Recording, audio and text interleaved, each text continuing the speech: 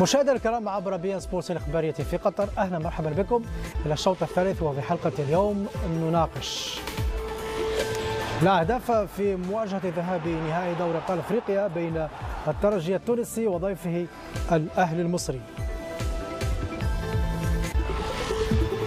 للحديث عن هذا الموضوع يحضر معنا هنا في الاستوديو كابتن بدر مغالية حارس مرمى الترجي التونسي سابقا. كابتن بدر، اهلا بك معنا. مرحبا بك. حياك الله. مرحبا بك. مرحبا بالكابتن.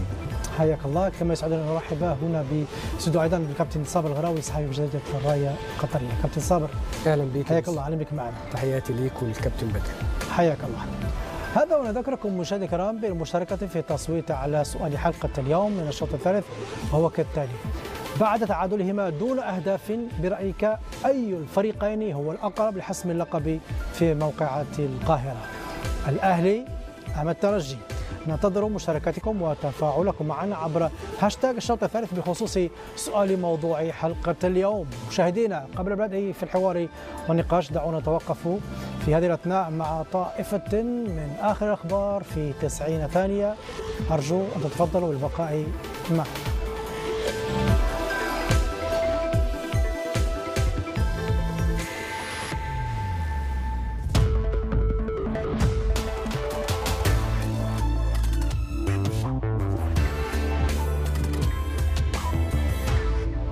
تعادل الترجي التونسي أمام ضيف الأهلي المصري من دون أهداف، وذلك في ذهاب نهائي دوري أبطال إفريقيا.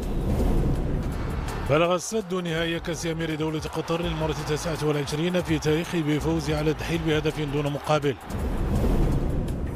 أنهى هبط بلا واحد ليصبح أول فريق في تاريخ الدوري ينهي الموسم دون خسارة. هذا واحتل شتوتغارت المركز الثاني بفوزه على بروسيا مونشنغلادباخ برباعية، حين أنهى بايرن ميونخ موسمه في المركز الثالث إثر أعلن نادي إشبيلية رسميا رحيل المدرب كيكي سانشيز عن الفريق نهاية الموسم الحالي. توج المنتخب الإسباني بلقب بطولة أوروبا للناشئات تحت 17 عاما بفوزه العريض على النظير الإنجليزي ب4 أهداف دون رد. توجت البولندية إيغا شفيونتك بلقب بطولة روما للتنس بالفوز على البيلاروسية أرينا سابالينكا بمجموعتين دون مقابل. فاز الدراج الإيطالي فيليبو غانا بالمرحلة 14 من طواف إيطاليا الدراجة الهوائية. سيكون الهولندي ماكس فيرستابن أول المنطلقين في سباق جائزة إيميليا رومانيا للفورمولا 1. نعم.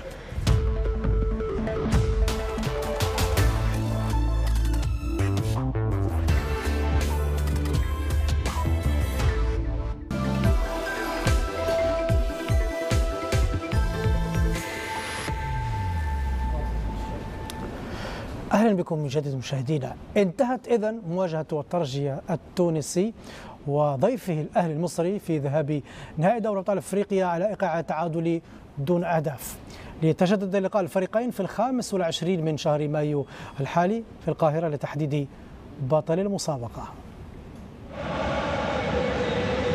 على ملعب حماد العقربي برادس استقبل الترجي التي جمعت الفريقين في المسابقات الإفريقية.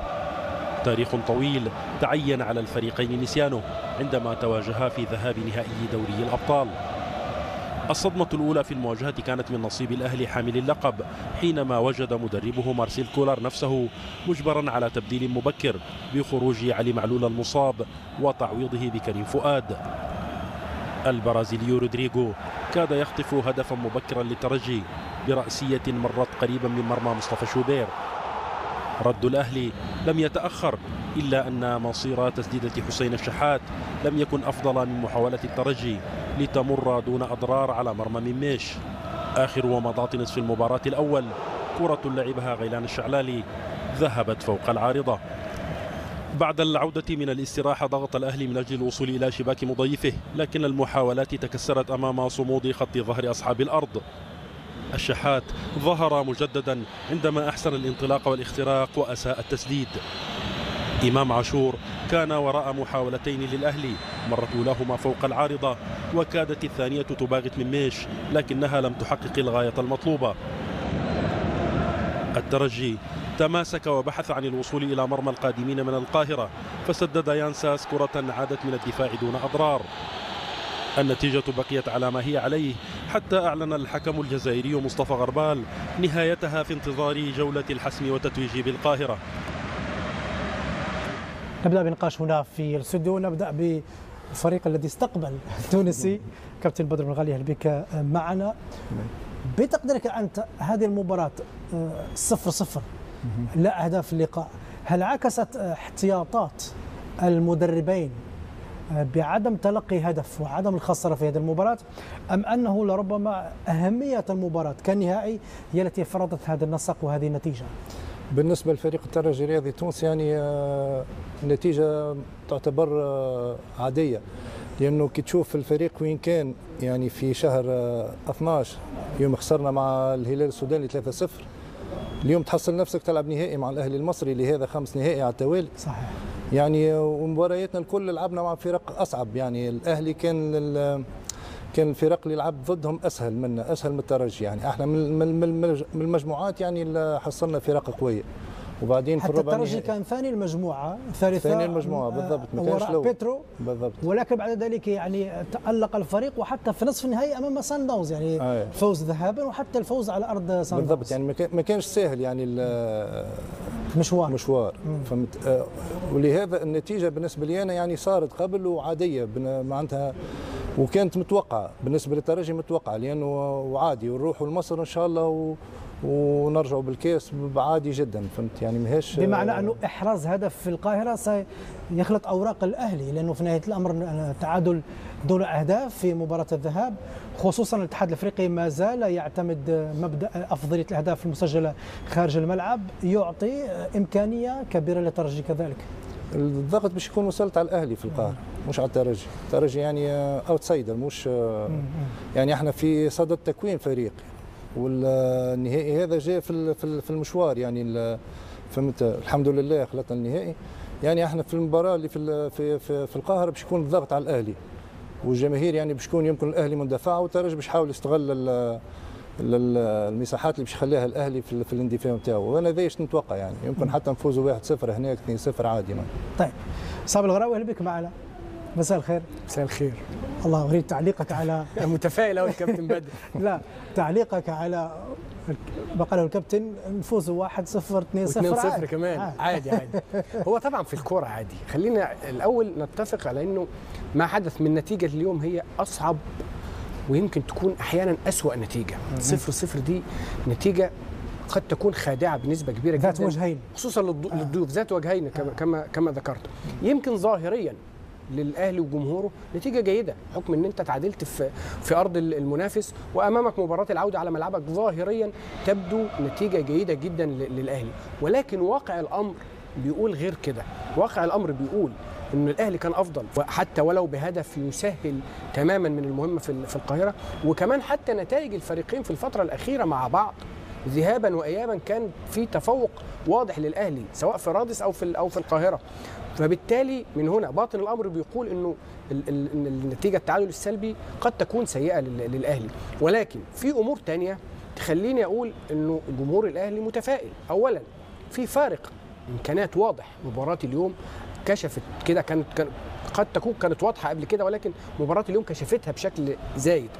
فارق في الامكانيات، فارق في اللياقه البدنيه، حتى احنا شفنا في الشوط الثاني ترجي تقريبا بدأ هو اللي يضيع الوقت، الاهلي كان هو الاكثر استحواذا على الكره، الاهلي كان هو اللي بيحاول بشكل اكبر. كل دي امور بتقول انه الاهلي امام جمهوره في استاد القاهره الاسبوع المقبل، امام هذا الكم من اللاعبين الجاهزين، فرصته هتكون اكبر. صحيح الفرصه مش كبيره، لان احنا لسه ما زلنا بنعاني في الاتحاد الافريقي من مشكله الهدف في ارض المنافس بهدفين. صحيح. الناس كلها لغت الكلام ده واحنا لسه بنتعامل بيها لغايه دلوقتي، وبالتالي قد تكون فرصه الترجي فقط في هذه النقطه، انه ممكن يخطف هدف في اي وقت، الشوط الاول الشوط الثاني ممكن يخطف هدف، وبالتالي المهمه وقتها ستكون صعبه جدا على الاهلي. اما بخلاف سيناريو خطف الهدف لا قدر الله بالنسبه للترجي، بخلاف هذا السيناريو الفرصه قد تكون فرصه الاهلي كبيره جدا للتتويج باللقب. سنعود الحديث اكيد عن الترشيحات في مباراه العوده، ولكن ما رايكم ان نبدا بالقراءه فيما حدث في هذه المباراه؟ كابتن بدر، خروج معلول في بدايه المباراه وكانه خلط اوراق مارسيل كولر في هذه المباراة، بما أنه يعني علي معلول يقدم مساندة هجومية كبيرة جدا، هذا من جهة، وأيضا يسدد الكرات الثابتة بالنسبة لفريق الأهلي، وهذا تأثير كبير جدا على الفريق. خروج معلول ما تأثيره في بداية المباراة وفيما تبقى من المباراة؟ بطبيعة الحال يأثر. هو هذه حاجة تعاب على النادي الأهلي اللي مركز لعبه على ظهير يسار. يعني المفروض يعني، ومعلول يعتبر تقريبا أحسن لاعب في الأهلي وهو ظهير يسار. يعني هذه المفروض يعني في النوادي الكبار ما تصيرش، يعني لازم في مهاجمين، في نفس قبل مثلا بوتريكا ولا الخطيب ولا لاعبين وسط، ولا يعني ظهير يسار يكون هو نجم الفريق، يعني صعبة. اوكي صح، طلع يمكن 5 دقائق لعب هو، ولا اما انا نتصور كان الترجي محضر يعني سيناريو، يعني كان محضر له يعني تكتيك معين، فهمت. والمشكله اللي الترجي ما استغلش خروج علي معلول، معناتها ما استغلش، لانه شفنا احنا ساس اكثريه حبذ يدخل تحت المهاجم، يعني وسط الملعب، تقى ما عندوش الامكانيات يعني باش يستغل المساحه ويروح، يعني ما عندوش امكانيات للجناح. يعني احنا ما استغليناش خروج علي معلول بالطريقه اللي المفروض كنا نستغلها. يعني كان مشروع استغلال سنتابعه بعد قليل، يعني تقريبا الهجمة الوحيدة لمحمد بن علي نفس المكان الذي يتواجد فيه علي معلول، ورأسية رودريغيز التي جانبت المرمى وكانت أخطر فرصة تقريبا لفريق الترجي. كان هيبقى هدف مسروق بس شويه مسروق شويه، طبعا في الكرة متاح جدا، انما علي معلول اصيب. هاي كابتن تفضل. ففي اللحظه اللي كان بيتعالج فيها علي معلول بره سرقوا الكرة دي، وده طبيعي ومن ابسط حقوقهم، يعني انه استغلوا غياب. هذا موجود في كرة القدم طبعا حقهم تماما. كان علي معلول بيتعالج بره. تفضل. احنا المشكله الاهلي في مصر السلطات الكل وراه، بلد كامل وراه، يعني كي يقولوا الاهلي المصري يمثل مصر، يعني خلاص يعني موضوع محسوم. احنا بالعكس في تونس، احنا الترجي اللي صار في الترجي يعني حاجه غريبه، تقول الترجي مش تابع تونس يعني بجد. يعني تشوف مثلا المباريات اللي لعبهم الترجي بعد مباراه سان داونز، مباريات مهمه يعني في الدوري ورا بعض، حتى باش كلامه هو يقول لك اللياقه صح، لانه اللاعيبه صار عليهم اجهاد يعني مستنزفين، يعني كيف الروزنامه. اخر شيء يعني الرابطه التونسيه لكره القدم تسلط عقوبه بمباراتين بدون جمهور على الترجي، اللي هي المباراتين يعني بعد مباراه الاياب، يعني كانت تقدر على الاقل بعد مباراه الاياب تخرج القرار هذا. يعني احنا السلطات في تونس، ولا مش ما نقولش السلطات، يعني نخلينا في الكره، اتحاد الكره والرابطه التونسيه لكره القدم، يعني غريبه. تقول يعني لو كان يرأسهم حد مصري ما كانش يعمل في الترجي اللي عملوا، ومش السنه هذه بس. غير ذلك الامور الفنيه بالنسبه للاعبي الترجي في هذه الامسيه، هناك من عاب على الترجي مثلا وسط الملعب كان نقطة قوة كبيرة جدا للترجي في المباريات السابقة، بأنه في هذه الأمسية وسط الملعب مثلا لم يكن نشطا بما يكفي. حتى الجانب الهجومي رودريغيز مثلا بالعادة أنه لاعب من نصف فرصة يسجل أهداف، ولكن في هذه الأمسية كان لاعب تقريبا لنقل غير مركز. يانساس أيضا تزويد المهاجمين بالكرات، يانساس لم يلعب الدور حتى في الكرات الثابتة، يانساس لم يكن موفقا بالكامل. يعني هناك نقاط ضعف في هذه الأمسية كانت يا كابتن بدر. هو المدرب رودريغيز عنده كاردوزو عفوا، المدرب كاردوزو عنده 4 شهور، يعني الفريق تطور معه بصفه كبيره، وخاصه في الجانب الدفاعي، خاصه في الجانب الدفاعي. لكن نعيبوا عليه شويه يعني في الجانب الهجومي في التحولات، معناتها للحين ما شفناش.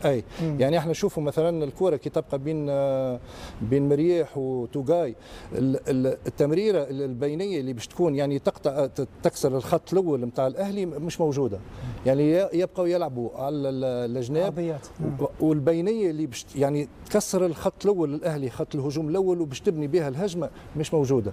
وهي هذه يعني في اختيار اللاعبين وتوظيفهم بعد، فهمت. احنا اهلوه معناتها عطاه اضافه كبيره في وسط ميدان الترجي، ولكن مش منوع لعبه مش منوع، يعني ما يروحش يغير مكانه مثلا، فهمت. يعني لعبه صار باين يمسكوه. لماذا الترجي طوال المباراه يا اما كان البلوك ميديوم، يعني الكتله في الوسط او الكتله متراجعه، ولم نتابع مثلا الترجي وهو يلعب على ارض ملعبه الكتله تكون صاعده ويضغط على دفاع الاهلي بتقديرك هل هو تحوط من المدرب بعدم تلقي هدف، لأنه الهدف سيكون ثمنه غالي جدا في مباراة العودة، أم أنه يعلم بأنه يلعب مع فريق الأهلي ولاعبوه التحول عندهم سريع جدا عند اللاعب الأهلي؟ بالضبط، هو الأهلي شفناهم احنا حاولوا هو بالعكس، يعني المدرب كاردوزو يعني قرا الأهلي بصفة كبيرة، لأنه الأهلي أول ما يقطع الكرة عنده تحولات سريعة جدا، يعني إذا باش تخلي له مساحة ولا باش يكون لاعب مش في مكانه خلاص يعني يقدر ينفرد ويروحوا 2-3 لعيبة. وهذا صارت لنا احنا السنة اللي طافت في المباراة النصف النهائي وخسرنا 3 في رادس. يوم حبينا نطلعوا الأهلي يعني خلينا مساحات وكانت يمكن النتيجة أكثر تكون من 3-0. كاردوزو بالعكس قرا الأهلي بطريقة جيدة، بس تبقى المشكل قلت لك في التحولات، التحول الهجومي والبناء الهجمه. يعني هذا هو، يعني بقينا يعني خذا وقت كثير في التنظيم الدفاعي اللي هو اوكي، يعني صار الترجي يعني صار عندها معناتها تنظيم دفاعي كبير، الناس كل يعني معنيه بالامر، بس الهجوم هو اللي بقى فيه مشكل. يعني هو البناء، يعني كيف اللاعبين الوسط يعني كيف يكونوا البادي بوزيشن حقهم باش يدوروا وياخذوا الكره، يا تفتح الملعب يا تاخذ الكره وتلعب يعني من لمسه يعني هذا اللي لقينا معناتها رودريغيز معزول، ومع ساس ماهوش جناح، ساس ما يقدرش يكون جناح، فهمت؟ يعني كل مره هو يحب يدخل للنص يصير فيه يعني ما يصيرش فيه توازن في الفريق. غشة يقوم بالدور نتاعو على اكمل وجه، وبالرغم اللي غشة المفروض يعني يعطي اكثر على الجهه اليمين اكثر من الجهه اليسار. شعلالي دوره في هذه المباراه قبل ان يغادر الملعب، شعلالي وكانه المدرب كان ينتظر منه، بل جمهور الترجي كان ينتظر منه الكثير بما انه عنده خبره كبيره. لكن لاحظنا وكانه شعلالي في هذه المباراه لم يمد زملاء في الخط الامامي بما كان منتظر منه، لانه نتذكر شعلالي يعني في البطولات السابقه حتى لنقل في بطوله 2019 كان عنده يعني دور كبير جدا في الفريق محتاج لهؤلاء هذه النوعيه من اللاعبين. المشكل الشعلالي توظيفه غلط. الشعلالي يحبذ اللعب من البعيد، يعني المكان اللي فيه اهولوه هو يكون فيه الشعلالي، لانه عنده يعني يلعب عنده تمريرات طويله يعني ممتازه، يقدر يغير اللعب كي يقرب اكثر للخط، يعني كي يقرب للهجوم ويقرب رودريغيز. شفناه جرب في التصويب يعني ما نجحش، في التمرير ما نجحش، يعني توظيفه هو اللي غلط، مش يعني المشكل في غيلان، المشكله في توظيفه يعني فهمت؟ هذاك اللي خلق ربما مكبل من المدرب كابتن صابر. بالنسبه للاهلي هذه المباراه رقم 100 لمارسيل كولر الفريق، نسبة الانتصار 69%، نسبة كبيرة جدا مع هذا النادي. مارسيل كولر وكأنه في بداية الشوط الثاني خصوصا، يعني نذكر المشاهدين بأنه الأهلي من 19 هدفا سجلها في دوري الأبطال سجل 14 هدفا في الشوط الثاني. صحيح. الفريق أخذ مبادرة لنقول في الشوط الثاني خصوصا يعني بعد الدقيقة 50-55 إلى حدود الدقيقة 70، ولكن هناك إحساس وكأنه الأهلي عندما جرب أو حاول أن يضغط هجوميا على الترجي لم يكن منظم بشكل كامل. لماذا؟ صحيح، يمكن كان في سبب انت ذكرته من شويه، حسين الشحات وبيرسي تاو ما كانوش في حالتهم، ودول اكتر اتنين بيعملوا التحول اللي لسه الكابتن بدري بيتكلم عليه وبيشيد بيه في الاهلي. التحول اللي يعتبر من اهم مميزات الاهلي في البطولات الافريقيه بشكل عام، التحول من الدفاع للهجوم، التحول السريع عن طريق حسين الشحات وبيرسي تاو. اكتر اتنين بيقوموا بالشوط الثاني غالبا، حتى تلاقي الاهداف اللي هي انت بتتكلم عنها في الشوط الثاني معظمها في هذا التوقيت. بيستغل السرعات، بيستغل معدل اللياقه البدنيه، بيستغل حتى التغييرات اللي بيعملها. مدرب بيقدر يقرا المباراه بشكل كويس جدا، بيقدر يجري التغييرات اللي من شأنها تساعد الفريق للوصول لمرمى المنافس، وده عهدنا بكولر دايما. وتوقعنا انا شخصيا اثناء ما وانا بتابع المباراه توقعت انه ممكن، لانه سيناريو مقرر، انه ممكن كولر والاهلي يقدر يجيب جون، يخطف جون في الشوط الثاني. صحيح التعادل قد يبدو زي ما اتكلمنا مرضي الى حد ما، ولكن لو صارت الامور بالشكل الطبيعي اللي احنا متعودين عليه دايما من الاهلي، او في معظم الاوقات، مش هقول دايما، في معظم الاوقات كان من الممكن حتى بعد تغيير قفشه كنا شفنا له تحركات بعد لما نزل مكان امام عاشور، تحركات جيده جدا. حتى امام عاشور قدم مباراه جيده. صابر راس الحربه أبو علي، يعني المدرب يفضله دائما على مودست. تقديرك أنت، هل المفاضلة بين اللاعبين هي سهلة؟ اتخاذ القرار من قبل مارسيل كولر كان سهلا بإشراك أبو علي، أم أنه فقط الجاهزية التي تحكم الأمر، خصوصا أن الأهلي لنقل يعني حتى في الآونة الأخيرة الفريق لا يلعب معتمدا على رأس حربة في نهاية الأمر. تشاهد أن خط الوسط أو خط الهجوم يسجل أهداف دون مشاكل للأهلي. صحيح. احنا لو هنتكلم بقى عن أخطاء كولر في الموسم بشكل عام، أنا أعتقد أنه ملف موديست وأسامة أبو علي ده أهم أخطاء كولر على مدار الموسم مع الأهلي، لأنه أبو علي ما خدش الفرصة كاملة مع الأهلي، وبالتالي الانسجام جه متأخر. لعيب إمكانيات هايلة، قدرات جيدة، لما بينزل بديل بيقدر يصنع الفارق، ولكن ما خدش المباريات بشكل كامل عشان نقدر ينسجم مع بقية اللاعبين ويؤدي بشكل جيد. إنما أنا ألتمس لكولر بعض العذر، لأنه صحيح موديست لم يظهر على الإطلاق بالمستوى المطلوب، اداله فرصة واثنين وثلاثة وأربعة وخمسة، لأنه كمان هو صفقة فاشلة، لأنه هو لم يكن صفقة فاشلة عشان نكون منصفين. موديست اسم كبير، تاريخ رائع، اداء مع بروسيا دورتموند اكثر من رائع، ولكن فشل في الاهلي. يعني يمكن احيانا بعض المدربين يقول لك انا اصبر على اللاعب مره واثنين وثلاثه لحد ما يقدر يطلع اللي عنده ويستعيد قدراته. هو صبر عليه المره واثنين وثلاثه واربعه وعشره، ولكن موديست في النهايه لم يكن موفقا. انا اعيب على كولر انه اداله الفرص الكتيره ديت، في المقابل أسامة أبو علي لم يحصل على هذا الكم من الفرص. زي ما بقول لك احيانا في مدرب بيصبر كتير وبينال المكافأة، واللاعب بيقدر يستعيد قدراته وامكاناته، وخصوصا المهاجمين، خصوصا مهاجم بحجم موديست، لعيب كبير جدا ولعيب امكانياته عاليه، ولكن لم يكن موفق مع الاهلي على الاطلاق. لذلك الاهلي عانى كتير من الجزئيه ديت. في رايي الشخصي لو ابو علي كان خد الفرصه من البدايه بدل موديست كان وضعه اتغير مع الفريق في الفتره الحاليه. وكانه كاردوسو يخبئ شيئا ما لمباراه العوده، بما انه المدرب يبدو انه يركز جيدا. حتى هناك من قال بانه ترجي طارق ثابت ليس هو ترجي هذا المدرب، الترجي الذي خرج من نصف نهائي السوبر الافريقي بركله الترجيحيه امام الوداد المغربي، ليس هو الترجي الذي وصل الى المباراه النهائيه لدوري ابطال افريقيا لنقل بلاعبين معلومين معروفين وكانوا متوافرين حتى للمدرب السابق. هل مصدر ثقه لكم يا كابتن بدر وجود المدرب كاردوسو، قراءته الفنيه التكتيكيه، مصدر ثقه لكم بالنسبه لمباراه العوده في استاد القاهره؟ بطبيعه الحال، واثبت هذا هو. يعني باش تمشي تروح تفوز على سان داونز في سان داونز، اتوقع سان داونز يعني حتى الاهلي كم مره يخسر بالخمسه هناك في جنوب افريقيا. عرف يتعامل مع المباراه، عرف يتعامل مع فريقه، هو عمل تغييرات ممتازين جدا. يعني بالعكس هو الحين النتيجه هذه في صالحه، وعارف شنو يعمل هو، يعني فهمت، عارف يعني. متوقع انا متفائل في الإياب. بالنسبه لمباراه الذهاب، ما هي مؤاخذتك على خطة المدرب إذا كانت مؤاخذات؟ شوف، مباراة الذهاب وفية لعادتها. يعني بالنسبة لي أنا مهما كانت النتيجة، اللقب كان باش يحسن في مصر، يعني باش يحسن في مصر. وهذا يعني بالتاريخ، احنا بالنهائي 2012 مشينا عملنا 1-1 مع الأهلي في مصر، ورجعنا فرحانين وقلنا خلاص خذينا الكاس، جاوا وفازوا علينا في تونس. والعكس بالعكس، 2018 خسرنا 3 في مصر، ورجعنا لتونس وفزنا ب3، واللي ما كان حد يتوقع. يعني في كل الحالات مهما كانت النتيجه اليوم، المباراه الكاس باش يتلعب في القاهره يعني. طيب، هناك جزئيه الكابتنين معا، خصوصا في الشوط الاول وربما في طول المباراه، ولا تسديده مؤطره من الفريقين، ولا تسديده ولا تدخل من الحارسين معا. يعني لنقل الكرة تذهب مباشرة إلى المرمى غير موجودة ضربات. هذه مسألة طبيعية أم ضغط المباراة على الفريقين؟ نبدأ معك كابتن، تفضل. أنا بالنسبة لي الترجي هو نفسه، يعني الترجي هو نفسه، يعني الترجي ما عملش فرص كبار، لا مع سان داونز لا مع أسيك ميموزا، ما عملش فرص يعني ذي ولا فاولات ولا فهمت.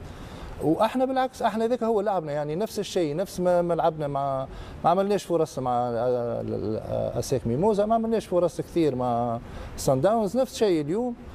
وان شاء الله ماشيين يعني بالشيء هذا وناخذوا الكاس. والله انا مستني صحيح. لا هو ظاهريا طبعا يبدو انه عدم الحصول على فرص تهديفيه.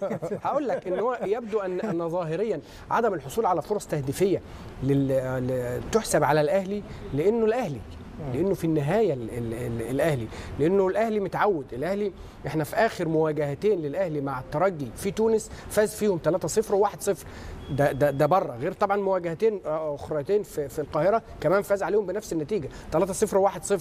وبالتالي كان جمهور الاهلي متوقع انه ضغط هجومي اكبر من كده، حتى لو يوفق المهاجمين في يعني تسجيل الاهداف من هذه الفرص، ولكن المهم ان تكون فرص. يمكن في اسباب زي ما انت ذكرت في البدايه، نقطه مهمه جدا انه حسين الشحات ما كانش في حالته، بيرسي تاو، اثنين من اهم المهاجمين ما كانوش في حالتهم. وكمان انطباع الاهلي على الاقل انه ما يرجعش، انه ما يخسرش المباراه. دايما العقليه في كل المباريات مهما كان اسم الاهلي مهما كان اسم الترجي، العقليه دايما للعيبه ما بتقدرش تغيرها في بعض الاوقات، انه انت الحصول على التعادل في ارض المنافس في النهايه تعتبر نتيجه جيده. هناك ملاحظه هذا قراته في الصحافه المصريه تحدثت عن ذهاب نهائي كاس الكونفدراليه بين بركان والزمالك. هناك الكثيرون من قالوا لا يجب على الأهلي أن يخطأ خطأ الزمالك بما أنه دخل في المباراة يعني لنقل محافظا أو حتى لربما قلل من قيمة الفريق الذي استضافه في المباراة وتلقى هدفين، وكان بإمكانه يتلقى هدفا ثالثا حتى في الشوط الأول. بالتالي لربما كلمة سر في الصحافة المصرية وهي المباراة النهائية خصوصا ذهاب تلعب ولا تربح، بل يعني ممكن أن تربح ولكن أهم شيء أن لا تحرز فيك أهداف. صحيح. هل جانب الاحتياط هذا كان طاغيا عند الأهلي في المباراة؟ الفارق بين الأهلي وبين الزمالك إنه الزمالك تلقى هدفين في البداية، وبالتالي كان مطالب بردة فعل، كان مجبر على إنه يكون عنده ردة فعل، وكويس إنه كانت بالفعل عنده ردة فعل وقدر يحرز بداية هدف. الشوط الثاني قرب المسافات بشكل كبير جدا. إنما الأهلي ما كانش مجبر على ردة الفعل، الأهلي كان مسير المباراة إلى حد ما. صحيح مش ده المكسب ومش ده الأهلي اللي احنا متعودين عليه ومش ده الأهلي اللي احنا عايزينه ومش ده الأهلي اللي احنا كنا منتظرينه يرجع بنتيجة إيجابية، ولكن في النهاية لم يجبر على ردة الفعل. أنا اعتقد انه لو حدث السيناريو على الاقل الكره اللي احنا بنتكلم عليها اللي تقريبا الفرصه الوحيده اللي اتيحت للترجي في الدقائق الاولى في لحظه اصابه علي معلول، لو لا قدر الله كانت سجلت هدف كنت هتشوف مباراه ثانيه وشكل ثاني واهلي ثاني ووضع مختلف وهجوم مختلف. ولكن في النهايه انا كلاعب داخل ارض الملعب المباراه مسيرها بالشكل اللي انا تقريبا عايزه. عندي لقاء عوده في القاهره امام الجمهور وفي ظل الامكانيات الفوارق اللي اتكلمنا عنها بدنيه وفنيه ما بين الاهلي والترجي، بترجح كفه الاهلي بنسبه كبيره جدا. كمان انا ما اندفعش، دي كمان من ضمن الحاجات اللي انا لازم يعني ايه اتحدث عنها. انا ليه اندفع بشكل كبير؟ والترجي صحيح الترجي ما عندوش التحولات زي ما ذكر الكابتن بدر، ما عندوش التحولات السريعه، ولكن في النهايه انا لو اندفعت من الممكن ان انا اترك مساحات يستغلها الترجي في مباراه امام صن داونز الاولى قدر يسجل هدف، والترجي بيدافع كويس جدا. لما بيسجل هدف صعب جدا ان انت بعد كده تقدر تعود في المباراه. الاهلي نجح انه يخرج بالشباك نظيفه، ودي اهم الايجابيات اللي خرج بها الاهلي من المباراه. لم يتعرض لما تعرض له صن داونز في مباراه الذهاب، وبالتالي عاد بشباك نظيفه. المباراه تلعب من اول وجديد كانه نهائي من مباراه واحده فقط، النهائي في استاد القاهره امام الجمهور الاهلي. كفه الاهلي هتكون ارجح بنسبه كبيره جدا مهما كان الترجي بيلجا للدفاع، لانه زي ما ذكرنا ما عندوش التحولات السريعه اللي ممكن تخوف الاهلي جدا. يعني طبعا الاهلي هيخاف لانه في النهايه بيلاعب فريق بحجم وقيمه واسم الترجي، مش هننسى الجزئيه ديت دايما، ولكن مش الخوف اللي يجبر الاهلي على عدم الاندفاع للهجوم. لا، هتشوف اندفاع هجومي وهتشوف ضغط مكثف وهتشوف تشجيع جماهيري يرجح كفه الاهلي بنسبه كبيره جدا. رقم قياسي للفريقين 9 كلين شيت، يعني 9 مباريات دون تلقي اهداف. قبل هذه المباراه كان معا 8 مباريات، الان 9 مباريات. هذا يخدم الجانب الفرجوي، المتعة في المباراة بين الفريقين، يعني وكأن الجميع يقول الآن إذا كانت مباراة العودة ستلعب بنفس الطريقة والتحوط الدفاعي وما إلى ذلك، فإنه حتى الجانب الفرجوي بالنسبة للمباراة سيكون قليل لمباراة النهائي تشاهد من قبل عشرات الملايين. كابتن بدر، هل تعتقد بأنه سيكون الحوافز أكثر في مباراة العودة؟ هي الكاس هذه كاس الحراس. يعني المردود اللي قدمه شوبير في المباريات اللي طافت، والمردود اللي قدمه أمان الله مميش يعني يعني امان الله مميش كان مساهم كبير في وصول الترجي للنهائي. صح.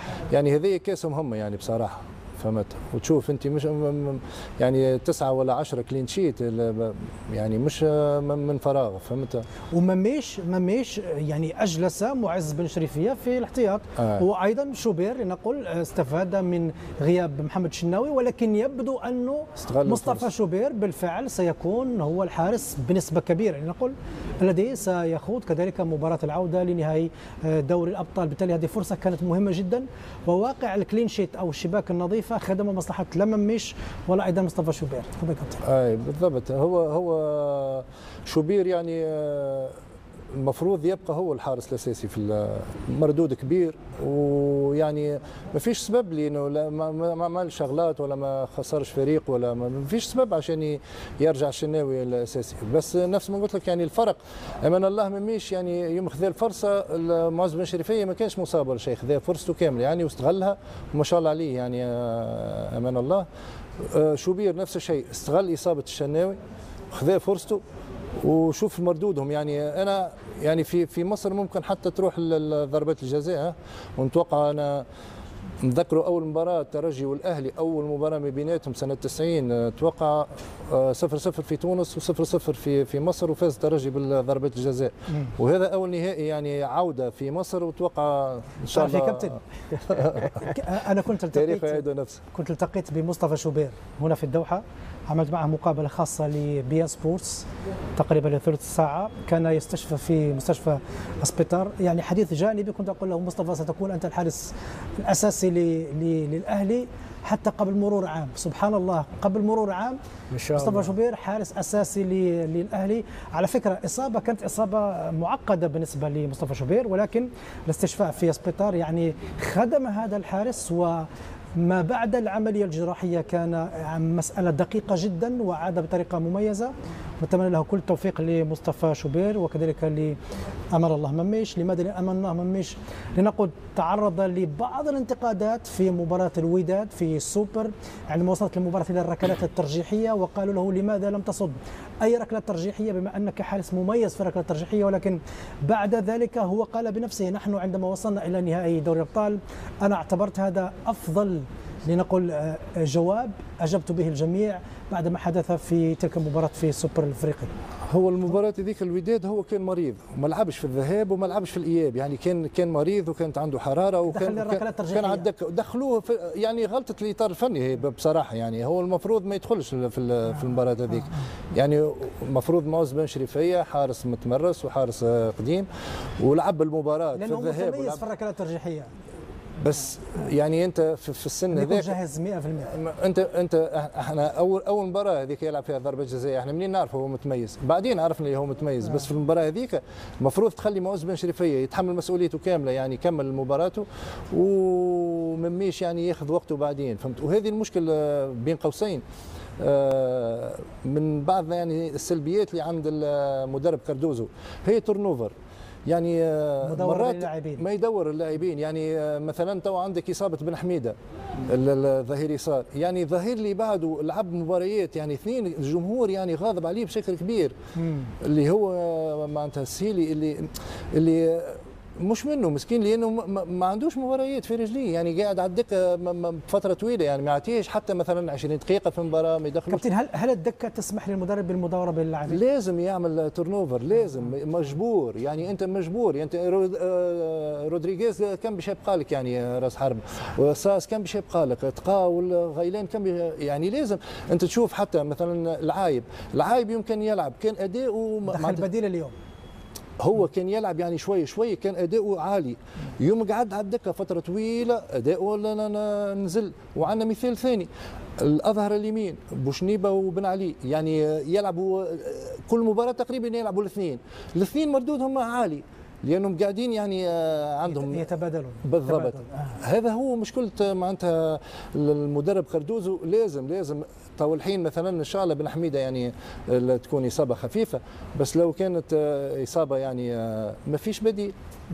ولهنا مأزق بالنسبه لي يعني باش يتلخبط وربما هذا ايضا يجعل الترجي كتاب مفتوح امام الجميع بما فيهم الاهلي. هل الاهلي كتاب مفتوح امام الجميع في افريقيا؟ يعني 5 نهائي ما شاء الله، 11 لقبا، نسعى للقب 12، كتاب مفتوح. ولكن المشكله انه كتاب مفتوح ولكن صعب القراءه، بس مكتوب بلغه صعبه مكتوب باللغه الهيروغليفيه المصريه القديمه، يعني صعب جدا.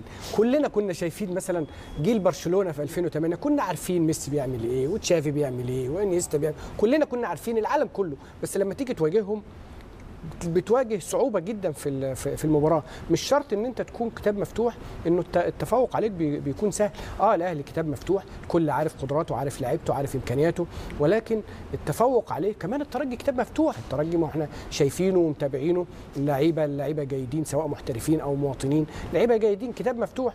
مين اللي يقدر يستغل السطور اللي يقدر يقراها؟ المدرب الاذكى، اللعيبه الامهر اللي يقدروا يستغلوا الجزئيه ديت. انا بس كمان عايز اعلق بعد اذنك على الحراس المرمى. مصطفى شوبير الحقيقه يعني صبر كتير ويستحق هذه الفرصه. صبر صحيح، ما صبرش زي ابوه الكابتن احمد شوبير، ده ايوب الكره المصريه وايوب الكره العربيه كمان، انما مصطفى شوبير صبر كتير وكان بديل لمين؟ احتياطي لمحمد الشناوي، افضل حارس في مصر وفي افريقيا على مدار فتره طويله جدا. ولكن مصطفى شوبير البعض نصحه انه يسيب الاهلي ويروح نادي تاني، ولكنه تمسك بالامل انه في يوم من الايام هيشارك. الفرصه جت واستغلها بشكل جيد جدا. يعني ايه؟ يعني ان تاتي متاخرا افضل من لا تاتي ابدا. الفرصه جات له وتمسك بيها، وزي انت ما ذكرت الكام كلين شيت، نفس القصه مع ماميش. والمفارقه انه الاثنين لم يختبر اليوم رغم ادائهم الرائع في المباريات السابقه، كلاهما لم يختبر اليوم. واعتقد انه فرصه ماميش في مباراه العوده هتكون اختباراته اكبر من مصطفى شوبير، لان سيناريو المباراه متوقع ان يكون الاهلي هو الاكثر هجوم. لذلك فريق الترجي وجمهور الترجي هيعول كتير على امان الله مميش في هذه المباراه. اتمنى له طبعا انه لا يوفق في هذه المباراه، رغم ان انا بحبه جدا كحارس واحترمته بشكل كبير جدا، وسعدت لما يبقى عندنا حارس عربي لسه صغير وعنده القدرات دي وعنده الامكانيات ديت، شيء يسعدنا كلنا. يقولون هو الشكر الواعي المرحله المقبله في فريق الترجي. كابتن بدر بن غاليه، هل تتوقع أن الترجي في مباراه العوده سيركن للدفاع؟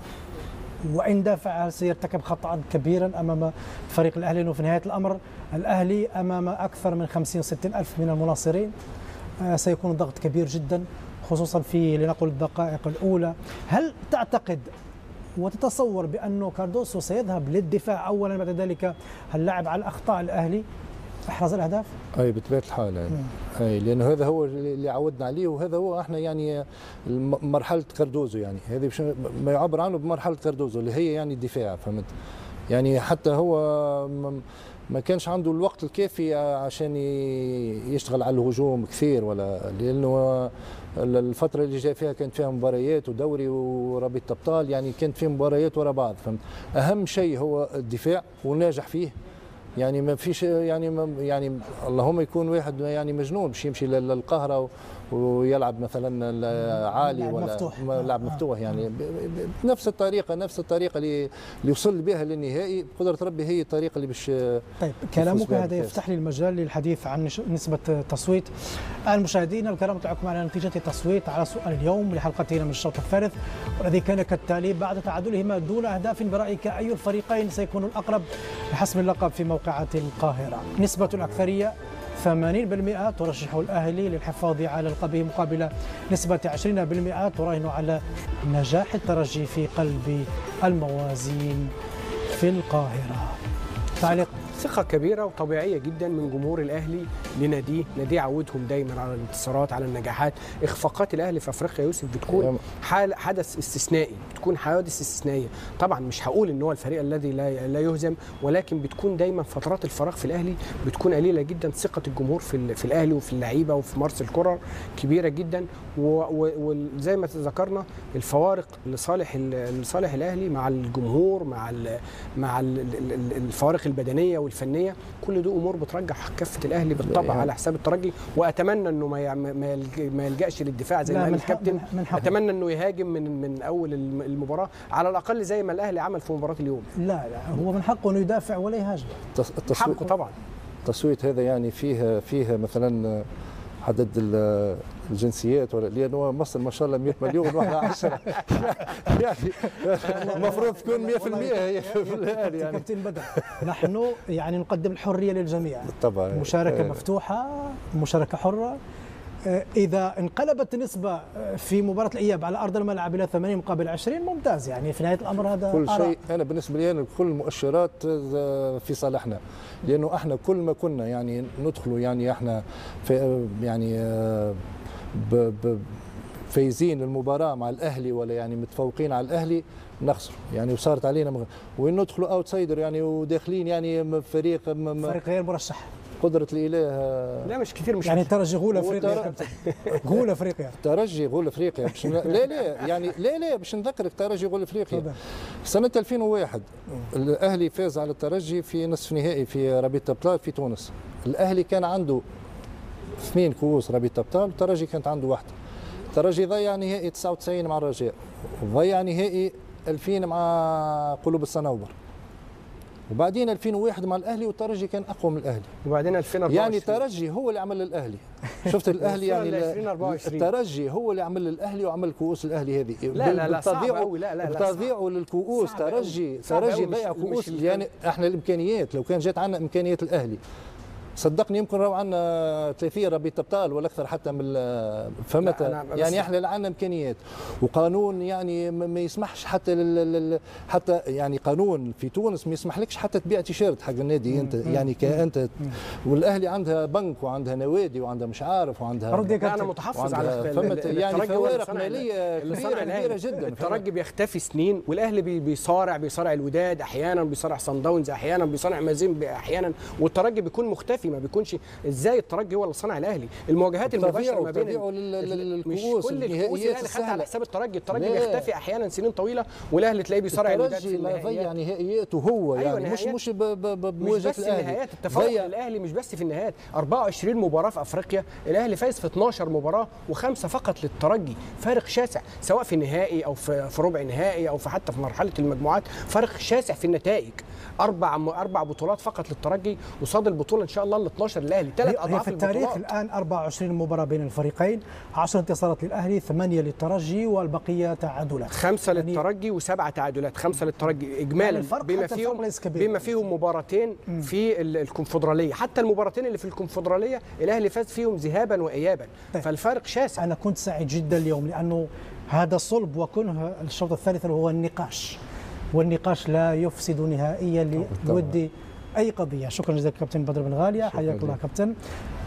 صابر الغراوي شكرا جزيلا لك. شكرا لك. شكرا موصول كذلك لزملائي في اعداد هذا البرنامج، كذلك اخراجه بالمباشر على الهواء. الى اللقاء، السلام عليكم.